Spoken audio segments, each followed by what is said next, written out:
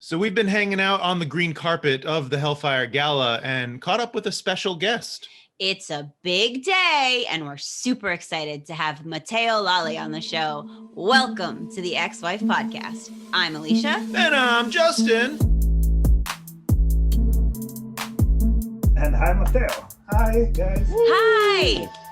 Oh, man, we are so thrilled to have you here. Thank you so much for being here.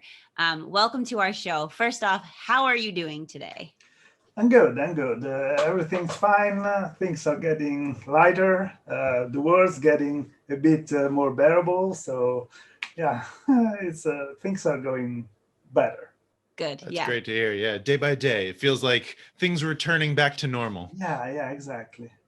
So we just saw you were at the Hellfire Gala, weren't you? Yeah, I've been. Yeah. What was that like? What was that like to attend the big mutant party? The big event. Yeah, it was maybe the biggest event I've been to.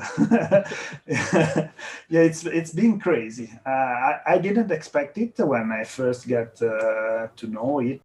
They announced it to us a bit some days ago, some month ago, and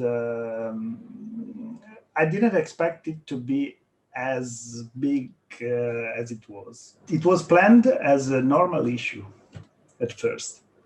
It has to be issue number 18, I think. Oh, wow. And then it was skipped, and I didn't, because I started to draw it back a month ago. And then they stopped it, and I didn't hear anything else. And months later, they came back with this big news that it will be a big event with lots of characters, a lot of plots, a lot of very important people coming in. So it was like quite a thing. Yeah, it sounds like it just grew into a much larger event. That's exciting to just be a part of that, and like, oh, I guess it's bigger now. Yeah, very big. Yeah, very. What was it like to get to draw yourself and Jerry into an X-Men book? It was not the first time I draw Jerry and me in a book, but in such a gala event, all dressed up. It was like pretty funny. I put me, Jerry, the editors too, and it was very funny and like something that will remain. And it's nice thing. I wasn't sure if I should put myself in, and then I said, well, what the hell? You have to. You have awesome. to. Yeah. Like a little piece of history now. You're in the X-Men world. So, are you a mutant? Yeah, I'm not sure. If I have a mutant power, it would be like to be resistant to coffee. So you could just endlessly drink it? Yeah, because I endlessly drink it and it doesn't affect me at all. So you are a mutant. So it's true. Probably, you have your mutant power. Not the greatest power, but well, if you could choose, if you could have any mutant power, what would it be? It's a nice question, because when I was a kid, I was like more for the fighting powers, like being strong, like Colossus, who was one of my favorite characters, or like Wolverine with regeneration powers. Getting older, I get more like I like the mental power, like Emma. I love Emma powers. Yes, great. And maybe I will choose her power probably right now. That's an excellent choice. Yeah. Especially if it comes with the diamond form ability. Right. I just feel like yes. It gives you the super strength too. Yeah, it's a plus. Yeah. You get it all.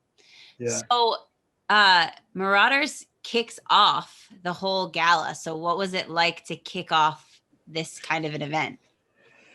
Pretty scary because I thought at first that it was like happening in Marauders, and so when I heard it will be like spread all over the issues of X-Men, I said, and we're going first. I said, well, that's a good responsibility, and yeah, but.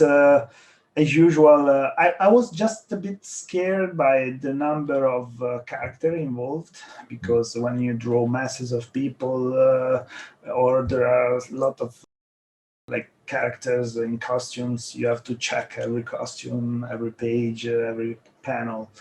It's very time expensive, so I was a bit scared about my deadlines because I'm not the fastest drawer, but yeah, I did it at last, but hopefully in a good way. I've been trying to do the best I could to draw character I'm not used to draw, like Captain America, the Avengers in general, and all the rest. Yeah, you have a lot of people from all throughout the Marvel universe in the first issue. Issue number 21. And Dr. Doom. Dr. Doom. Love Dr. I love it. I love him. Yeah. I love that you said that you go back and you like check all the costumes of all the people, because I am so one of those people who goes and like looks through and is like, what's up with this? Is this a hit? Does this have a hidden meaning? I fear you then, because sometimes I forget some details in a costume, and I go, wow, I had to add like an animal or something like in the costume, and I forget. But no. At first, I don't know if you know, but at first, all the characters involved had to be like dressed for the gala. Right. So not in their superhero costumes. So it would look like more a normal gala with people dressed for the occasion. And then they decided to go for the classic costume for the characters. So it kind of looked like they're out of place sometimes, because like everyone is very dressed for the night, and they came with the classic costume. Like, what the hell? You should try at least. Yeah, the Fantastic Four just wearing their shorts and you gotta have those good looks. Yeah. Looks. Those are great. And don't fear me. I'm not here to point out mistakes. I actually always think it has like a hidden meaning. So if you do it, and I'm not like, oh, why'd you do that? I'm like, what does this mean? Is this a secret? Does this mean something? Okay. So you're like, you look to the panels and you look for details. Then you should check out my Deadpool versus Hawkeye versus Deadpool. I put some memes in the backgrounds for all over the issues, so maybe you'll find out which one. Yes, that's put cool. In, like Easter eggs. Yes, new project. Awesome. So, as the Hellfire Gala grew into this larger event, what was it like working with the other artists and teams to kind of build the look? Like, were you bouncing ideas off of each other? Were you in communication? Yeah, we are coordinated by the editors, especially for the looks, for the costume, because every mutants have a new costume, and they planned to have me draw 5 new costumes, which were used for the cover, one of the cover, and that was like a bit of a roller coaster, because those are not my chosen chosen dresses. I was going for something different, but then they had me like put this detail from number 1 to number 3, and they like mixed up something. It was cool, but I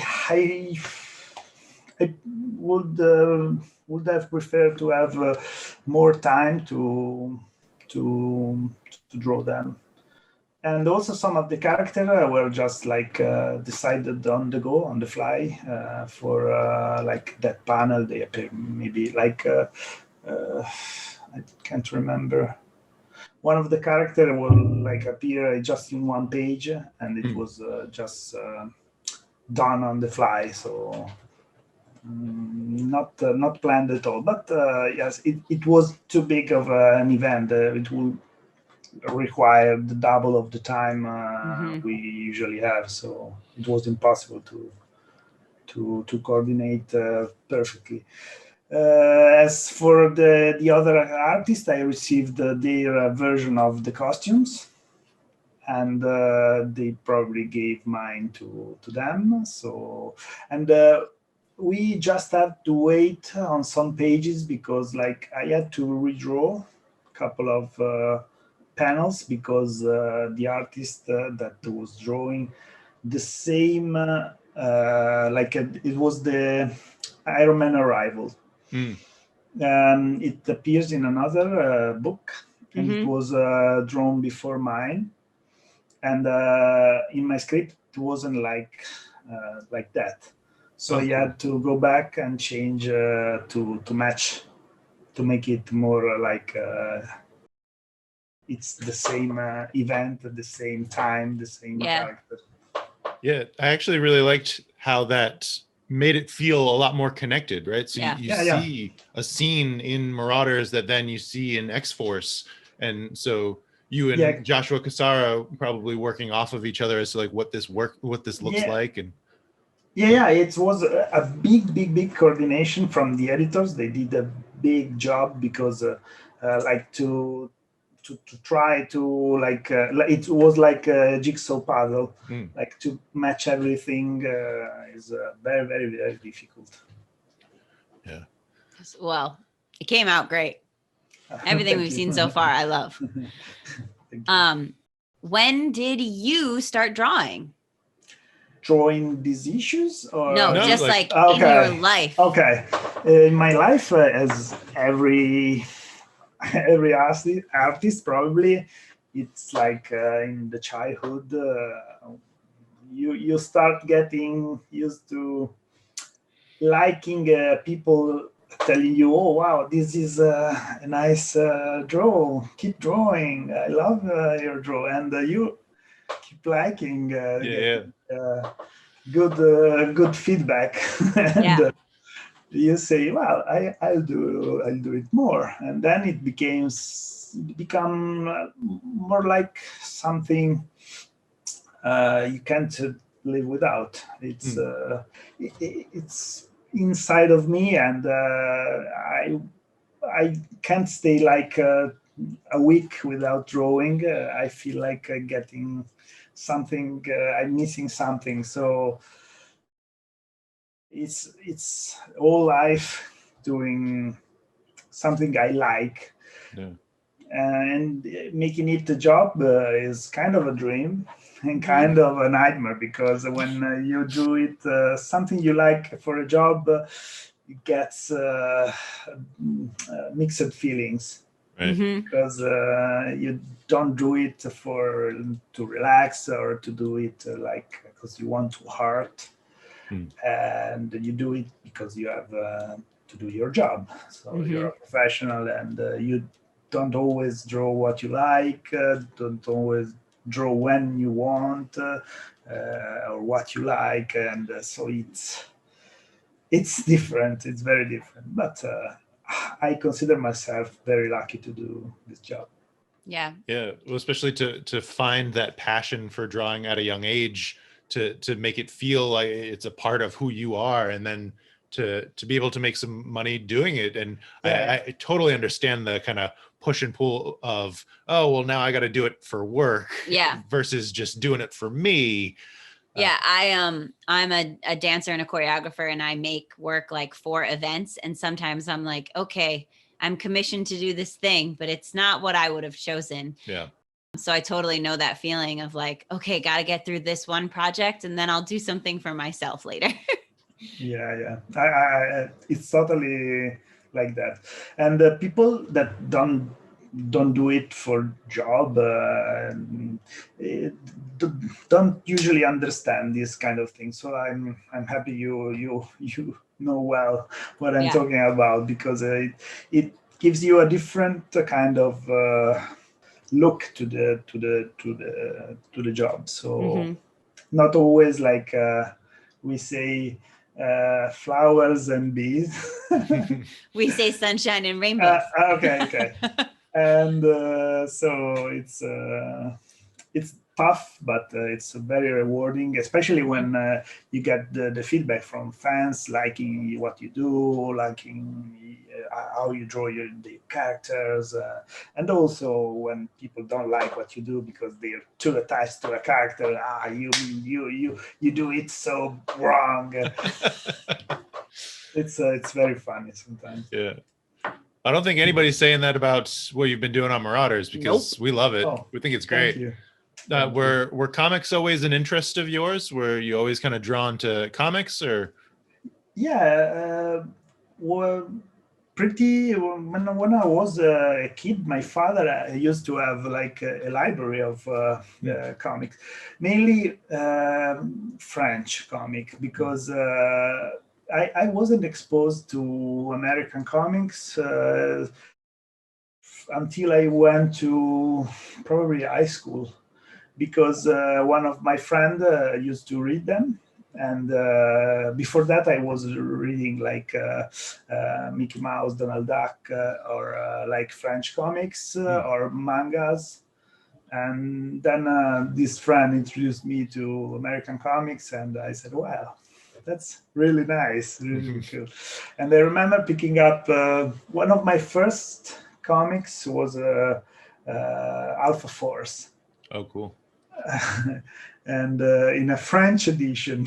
So it was written in French, and I couldn't read French at the time. And I was just looking at the images. It was Arthur Adams issue. Oh, And so I said, wow. That's great. Yeah, it was great.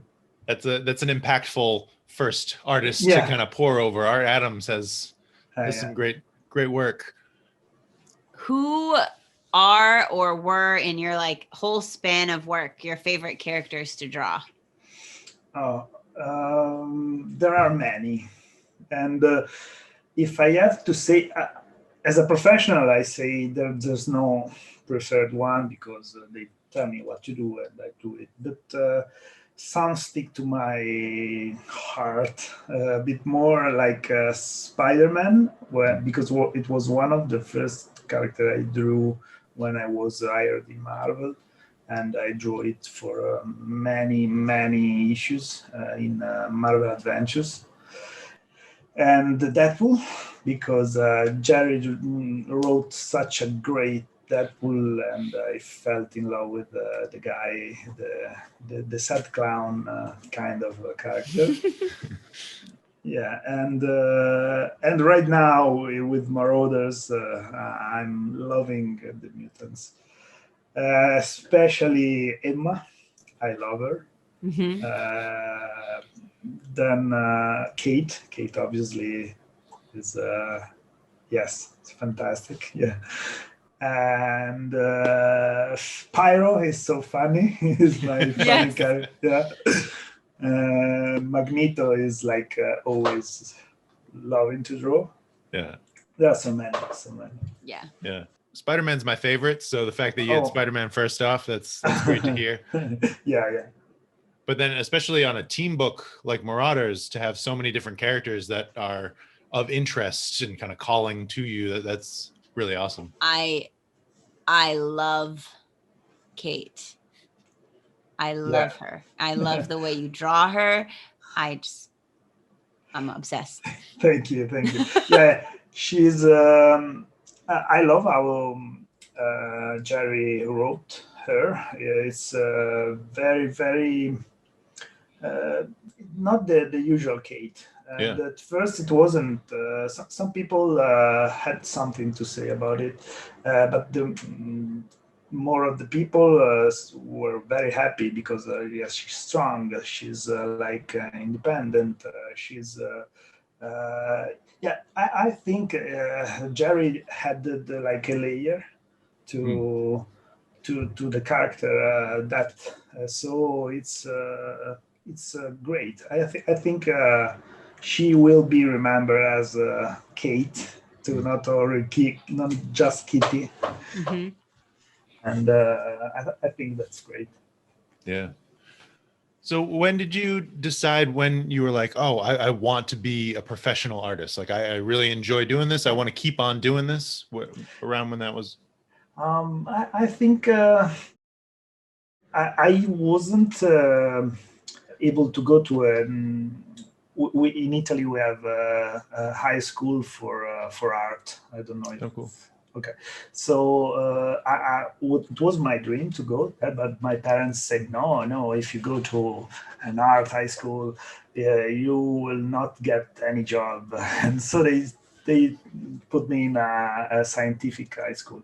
But I always wanted to draw. I kept drawing during lessons. So it was a nightmare for my teacher because they always saw me draw instead of listening, and it was like a nightmare for me because I love scientific stuff, but my dream was to draw. So after high school, my parents allowed me to go to a comic course. I don't know if that's the word. Yeah. Which was like just 9 months, 2 times a week. But I get to know some Italian comic artists and get to know their job, get to know what they do, how they lived out of their art. So it was like very, very, very, very mesmerizing experience. So I kept dreaming then to be able to draw. I wasn't expecting to finally end up drawing comic for Marvel because it was like too much of a dream back then. And then I put together a team with some of the friends there to make comic together. Oh, cool. For France. Because there's a big market in France for comic, and I used the basement of my mother's store as our studio, and from there things moved slowly, but kept moving. And then a friend of mine told me about an opportunity because there was CB Cebulski that was looking for new artists around the world. It was like Chester Quest back in 2007, 2008. And I said, I can't even try. It's too difficult. And he said, no, do it. Let's do it. And he did it too. And we end up getting chosen. Oh, that's great. So it was great. Yeah, you just gotta go for your dreams, right? You know. Yeah. So that submission is how you started working with Marvel. Yeah, exactly. With Chester Quest. That's Chester awesome. Quest. And I send in sample pages I did, which I will never show to people because it's one of the worst things I've done in my life.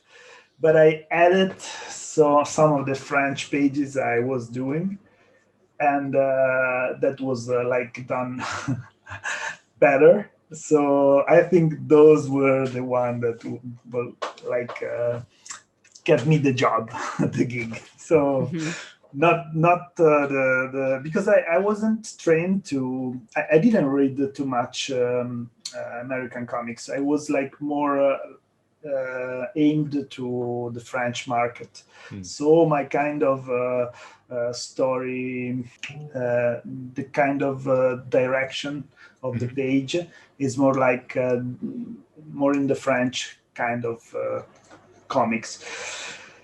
But with time, I get used to the American kind of comics. So I think my type of style is a bit in between, because I'm a bit less American 90s comics and more like more descriptive, more paced down, something like that. But you get influences from your past, from your other artists you like. So I think Marvel is looking out for something different to put in their comics. And I was lucky enough because it was like my first gig in comics. Oh, wow. So starting with Marvel is like That's awesome. pretty big for me. And I learned on the way. And every comic I do, I learn something more, and I feel like I'm growing as an artist. So it's always great. That's awesome. To keep on having those challenges and those ways to find out how to grow your craft further. And even as you're saying, like to combine with your perspective, like what you knew previously. So the French comics that you had worked on, and now learning how to adapt that with the American style comics. That's cool. Yeah, and as a reader, I really like seeing like different styles and different layouts of the page, and I appreciate it when it's not all the same. So yeah, it's important to have like kind of a personality, and it's always difficult to be like when people recognize your work is one of the best thing that can happen to an artist. Yeah. So tell us about your process. What's the first thing that you do when you get a script or an outline? What are you thinking? One of the first thing is imagining how the scene pan out. So I usually do like a thumbnail, rough and small, just to like it's like a little doodle, a sketch, just to put it on the paper, and then when I get back reading the script again, I remember what I was figuring at the moment, and maybe I change it or like I keep it, and then the next stage is a bigger thumbnail or a layout, rough layout. Which I usually do it directly on the computer because I work digitally. And I usually draw it not the page as full size, but small, so I can like use spaces. I can see where if the page is well directed, every angle is like what it should be, every perspective, I just put things down. And then the third stage is looking for references.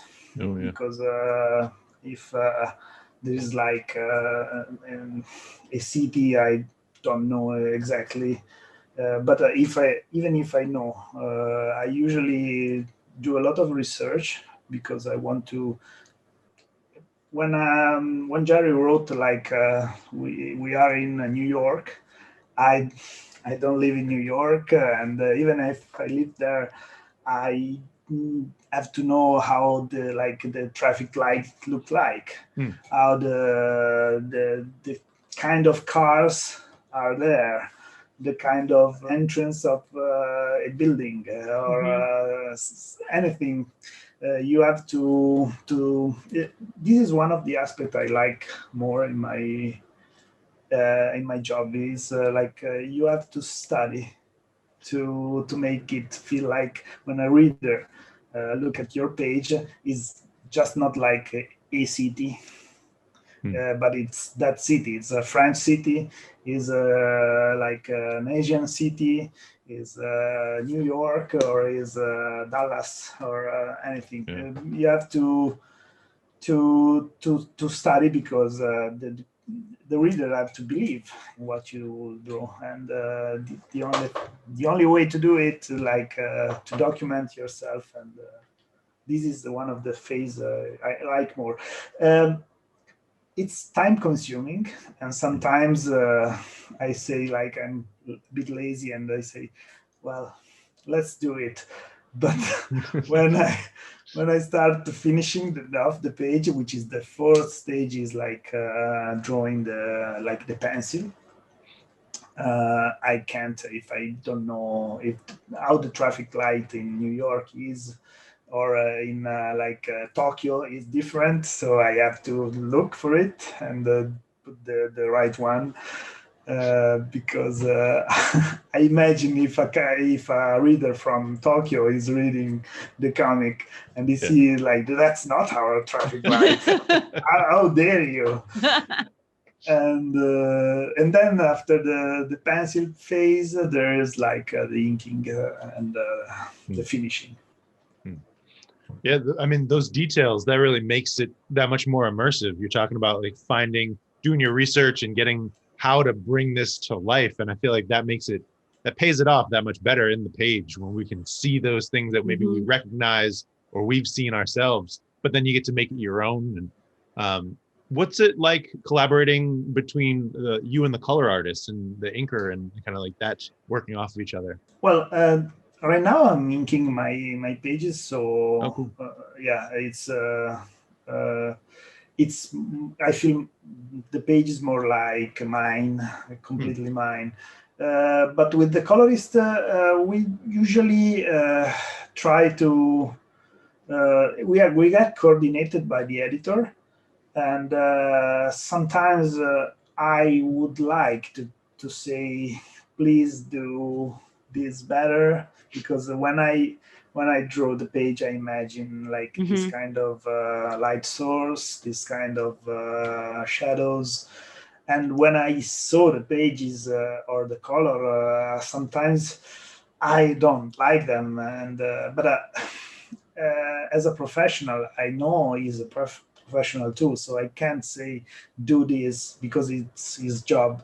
And I can just give a small suggestion if there's something I can try to make it look better.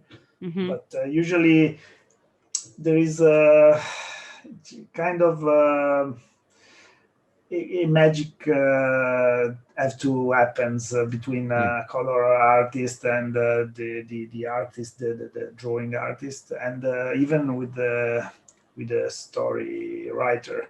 It's like, if when it happens, you can see it. There are like pages gets better with if a good page, well drawn page is got a good colorist, the page will shine. Where if a page can be like drawn by the best artist and colored by not very good artist, it will like get a bit down.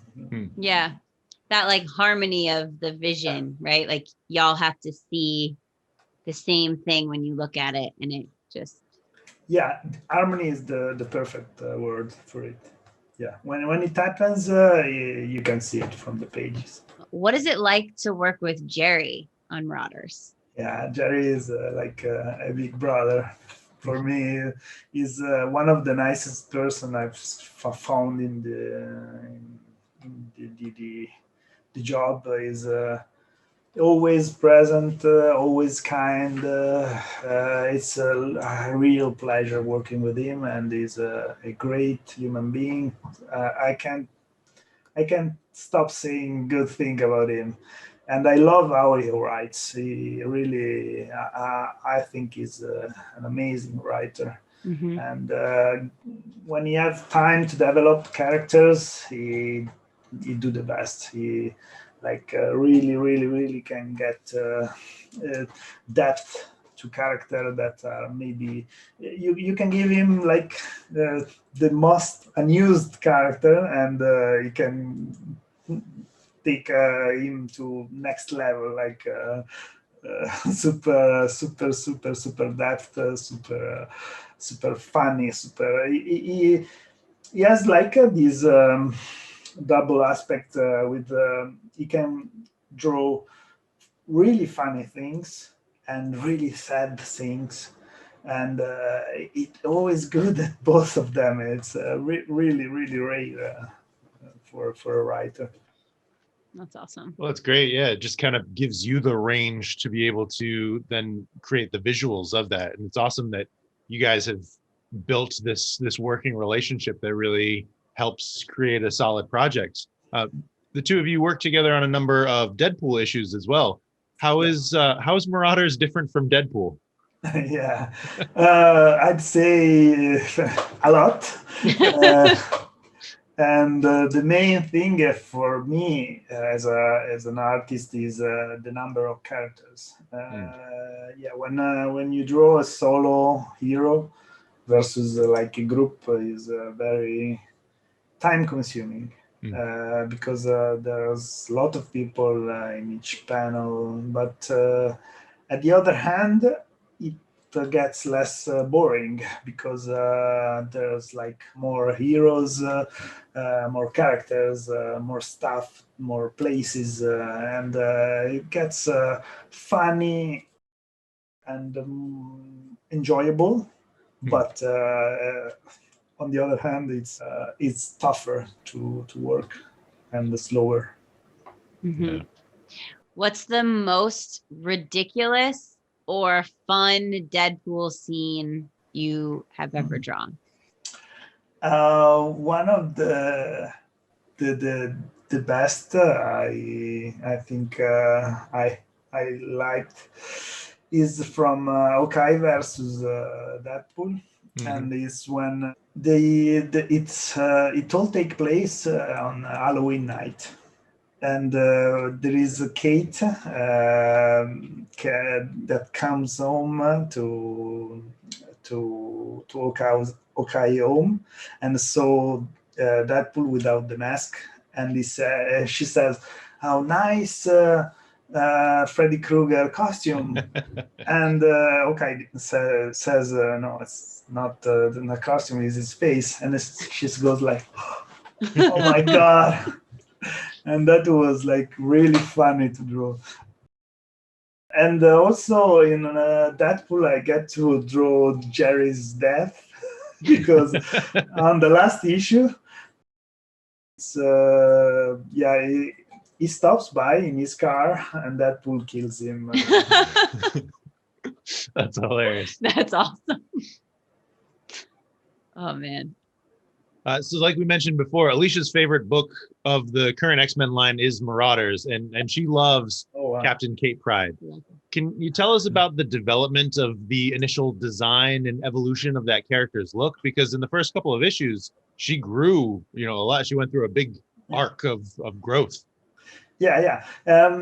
We wanted to make her very different in look because we know she will start with the classic costume, but they told me it will be like an adventure, like a pirate adventures.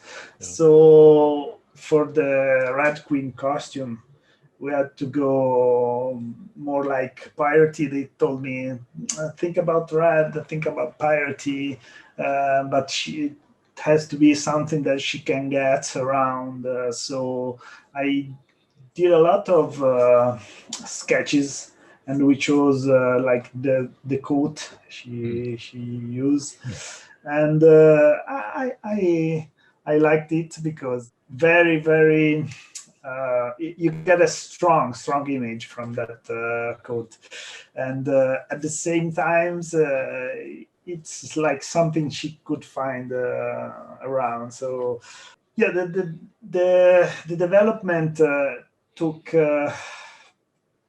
about 20, I think 20 tries, Hmm. 20 sketches, because I like to do a lot.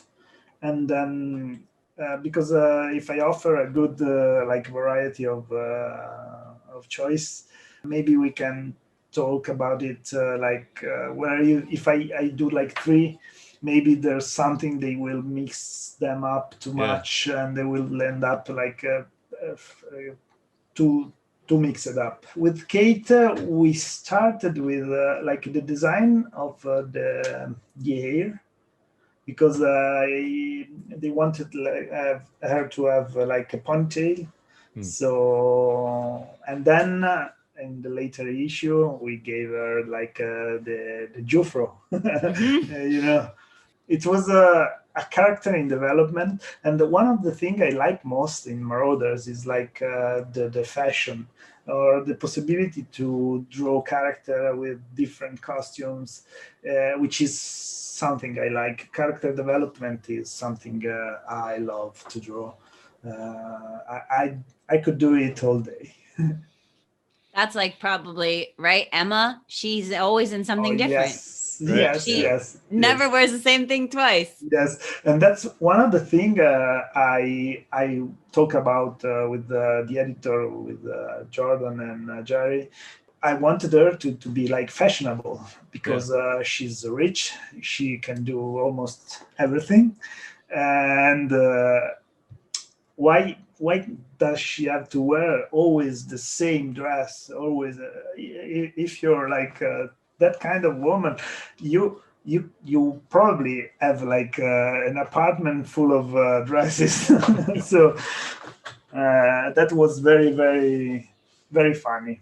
And I have like I use Pinterest to look for ideas, and I have like a folder full of Emma inspirational. That's awesome. Yes. I feel like that adds so much more reality to her character, right? Because that is Yeah. exactly how she would be, right? So you're Exactly. playing it true. Yeah. Perfectly. Do you have a favorite issue or a scene from the run of Marauders that you've worked so far? I have the whole first issue is one of the most memorable thing I've done, I think, because it was something that came out very well, both on the drawing, both on the colors, on the script.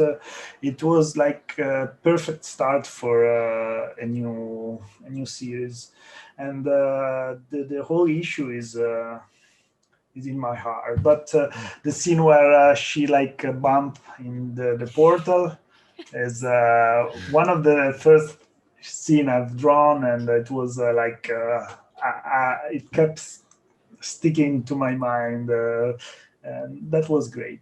And the other scene, it's when she died, when she drove. Oh, And yeah. yes, that was like I planned it, like she was going slowing toward the bottom of the page. Yeah, it was Yeah. very very nice. And when she come back, Yes. when she come back with all the other people, yes, these are the most enjoyable pages and parts of Marauders. I love it in that remember. first issue when she's just sitting on the tree and she's just like Yeah. drunk, and Storm is like, Get in my boat. Yeah. so awesome.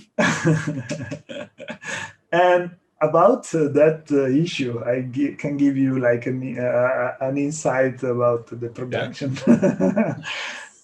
Because there was like Bobby that was escaping from the Russian. Yeah. And when I read the script, he had to wear something on himself, not to be like naked.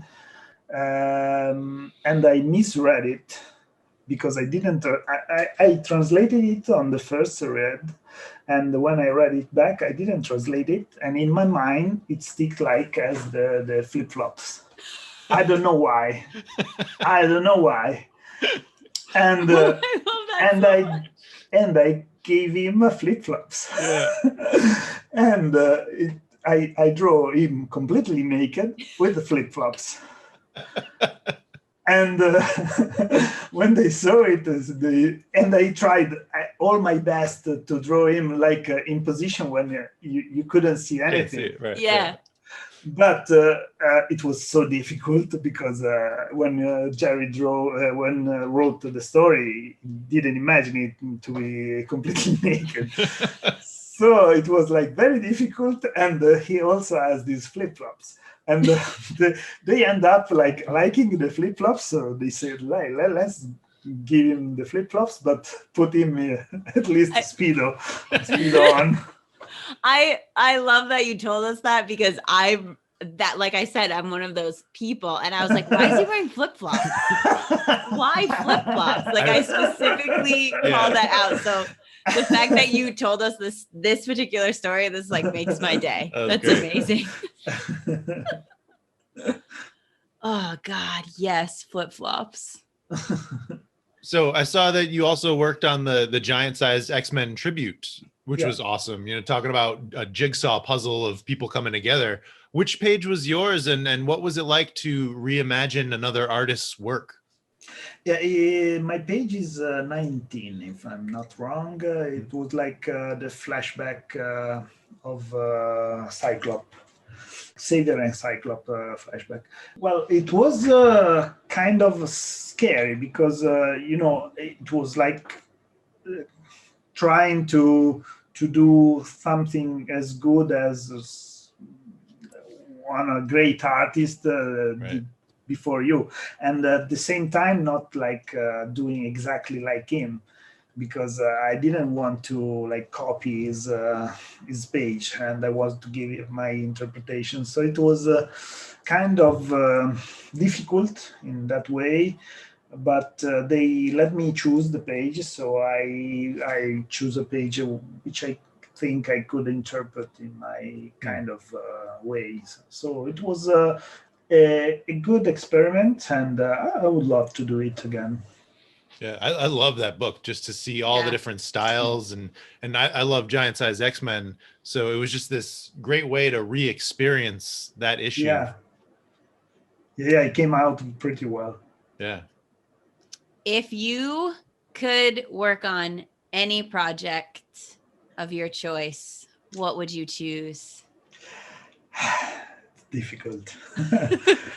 I love Thor, and I would like to one day try to do a Thor issue or something related. I love magic. I hope to get to draw her or something with her, because I love the character. Yes. And I love Emma and Kate, so I'm happy right now. So, but yes, if I have to choose, probably something like that. If I have to choose between Marvel characters, obviously, right? Or in general, I'd love to do a creator-owned project one day. That would be a dream. Yeah, we'll see. We'll see in the future, probably. Yeah, for sure. And especially as you keep on working in the industry and working with other people and growing kind of what you're doing. And I totally, that'd be awesome. Yeah. So is there anything that you can tell us about what's coming up, or hints? Are those all secrets that cannot be revealed? We have Marauders number 22 coming up in July. Yeah, I just finished it last week, so I can tell you there's like a big flashback inside. So I don't want to say much about it, but it will start a new plot for a character. Probably something that will have make waves throughout the series, but just a start. Yeah. I don't know what happened next. Jerry, don't tell me. Well, then that makes it exciting for you too when you get to Yeah. find out what's next. Yeah. It's in a way when I get the script, I like reading the book Yeah. first of everyone else. So it's good. It's good. I'm going off script. I'm going to ask you a question. Tell me how you feel about Shaw. Yeah. The guy is like so bad. And I think when I read script of issue 22, I don't know if it is Jerry's skill, but even in this character, who is such a filthy guy, uh, gave him a bit of depth because you can see something.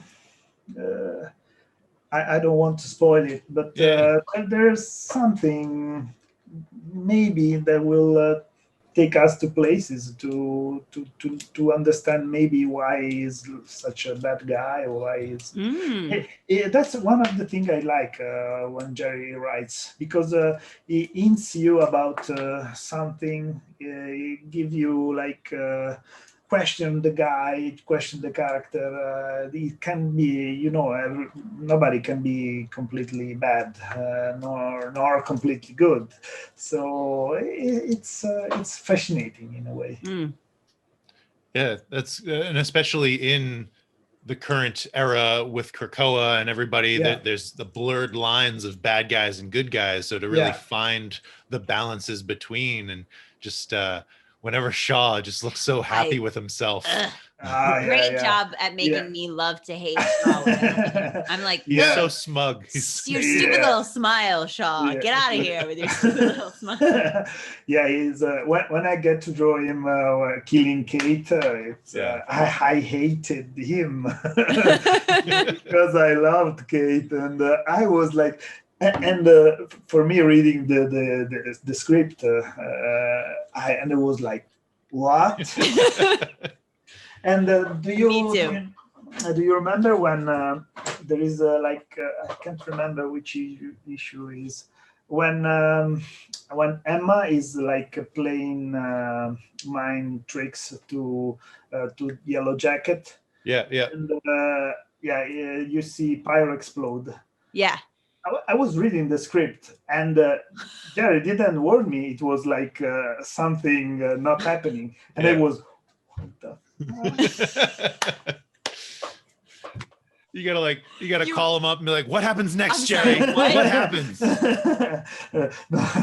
Luckily I had the whole script, but I was like was a bit scared because that's awesome. It's like you're getting to experience it just right off the cuff as it's happening, and then you get the shock and the surprise, and then you get to translate that visually so that others experience that shock and surprise. The emotion that the script give me, I try to translate it, and that's important. That's one of the things you mentioned with the good relation between the writer, the artist. It's great.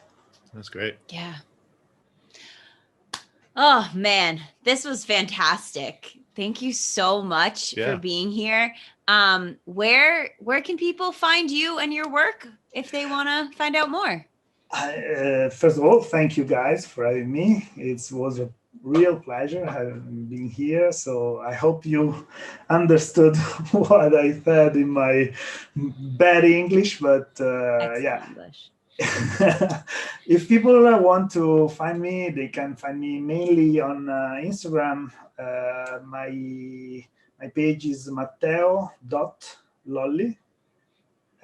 So you can find me there, and then I have a link tree with all the other links. You can mail me or Facebook. Anything is there. Great. Awesome. Cool. Yeah, but this has been a ton of fun. We love nerding out and talking about the X-Men, and especially Marauders, and getting to talk with you. This has been a great time. Yes, and I just need to thank you one more time for making Kate look so fabulous, because I'm not kidding. Oh, she has. So I have a new addition to my cosplay, which That- is Oh. a Captain Kate Pride. We'll be Wow. posting about it when Yeah. we post the So issue. once the our episode. episode goes Oh. out, I will reveal my Captain Kate. Wow. But thanks. I like the moment I saw her standing there in that jacket, We like leaned up against just the wall. like I'm the Red Queen. pouring her drink. I was like, yep, I need this in my life. I need this jacket. I need to do this. So thank you. And also just like Thank you. so much of how she's drawn and her presence on the page really makes me love her so much as a character. So I just like needed you to know that I really appreciate your work and we appreciate you being here so much. Yeah, Thank this you. was Thank you fantastic. so much. That's one of the things that I like most in my job. When I get readers to enjoy as much as I do drawing the pages, and it's feel very special. Thank you. You're very welcome. Until next time, old friend. Charles.